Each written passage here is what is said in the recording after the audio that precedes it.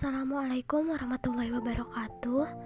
Kami dari kelompok 1 yang terdiri dari Aisyah Ulantri Asya, Dita Nopitasari, Mutasiratul Himah, dan Sri Rahayu Budiman. Di sini kami akan sedikit menjelaskan tentang penetapan parameter farmakokinetik model 1 kompartemen terbuka data darah. Seperti telah diketahui bahwa parameter farmakokinetik adalah besaran yang diturunkan secara matematis dari model berdasarkan hasil pengukuran kadar obat utuh dan atau metabolitnya di dalam darah, urin, atau cairan hayati lainnya. Mengapa demikian? Di samping tempat yang paling cepat dicapai oleh obat, darah juga merupakan tempat yang paling logis bagi penetapan kadar obat dalam badan. Dalam praktek, uji dengan data darah paling banyak dipergunakan karena darahlah yang mengambil obat dari tempat absorpsi menyebarkannya ke tempat distribusi, serta membuangnya ke organ eliminasi. Kegunaan menetapkan parameter farmakokinetik suatu obat adalah untuk mengkaji kinetika absorpsi, distribusi, dan eliminasinya di dalam badan, di mana hasil kajian ini diantaranya memiliki arti penting dalam penetapan aturan dosis. Parameter farmakokinetik yang dapat dipergunakan untuk mengkaji kinetika absorpsi suatu obat diantaranya adalah konstansa kecepatan absorpsi, luas daerah di bawah kurva, dan fraksi obat yang diabsorpsi.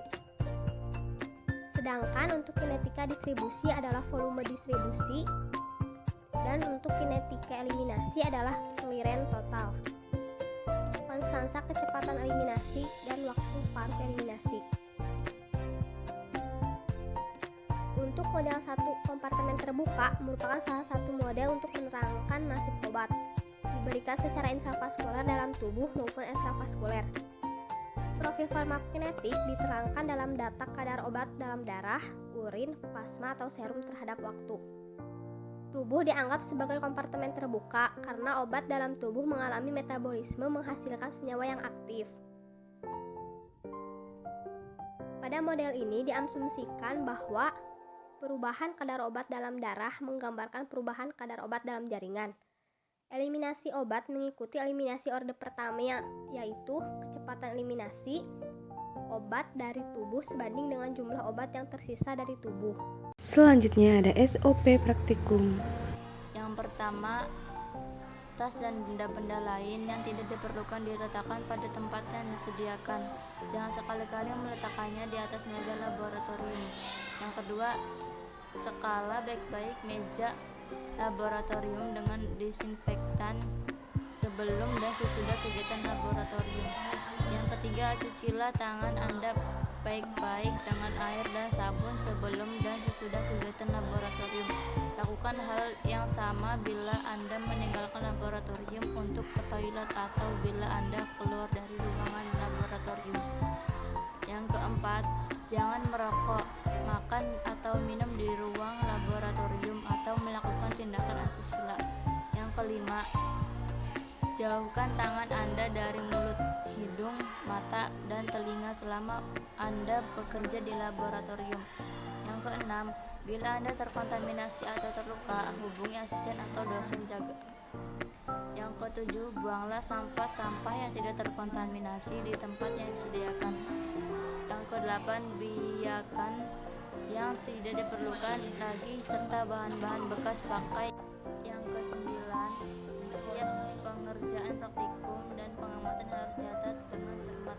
Yang kesepuluh, setiap praktikan diwajibkan membersihkan dan mengembalikan alat ke tempat semula setelah digunakan.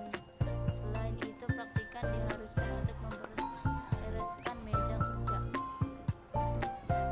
Yang ke-11, cucilah jas laboratorium dan sehingga selalu bersih pada waktu Anda datang kembali ke laboratorium pada waktu berikutnya. Gunakanlah sarung tangan dan masker yang selalu baru.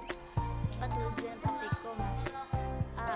Mahasiswa mampu menguasai model dan rumus model 1 kompartemen terbuka pada pemberian intravaskuler dan ekstravaskuler. B.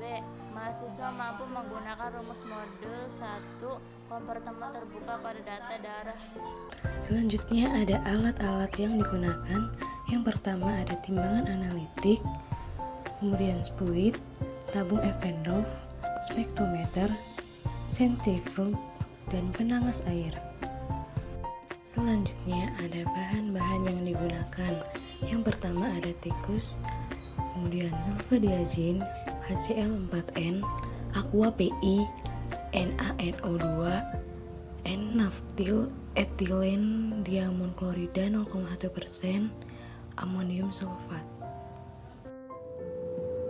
Selanjutnya ada prosedur kerja.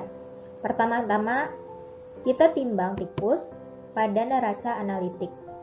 Lalu kita berikan sulfadiazin dengan dosis yang sesuai secara ekstravaskuler oral.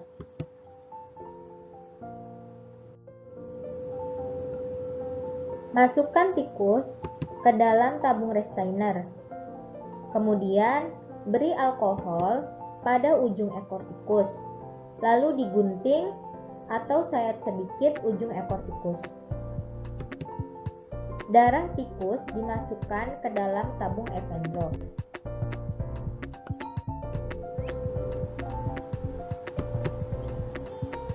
Lalu ambil darah sebanyak 0,5 ml, tambahkan dengan Aqua Pro Injection sebanyak 15,5 ml, tambahkan TCA 15% sebanyak 4 ml. Selanjutnya disentrifuge selama 15 menit. Setelah hasil sentrifuge keluar, ambil sebanyak 10 ml supernatan, lalu tambahkan HCl 4n sebanyak 0,5 ml, lalu panaskan di dalam penagas air selama 1 jam. Setelah itu dinginkan.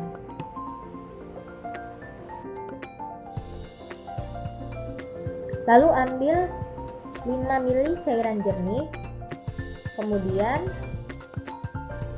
tambahkan NaNO2 0,1% sebanyak 0,5 ml dan tambahkan juga amonium sulfat.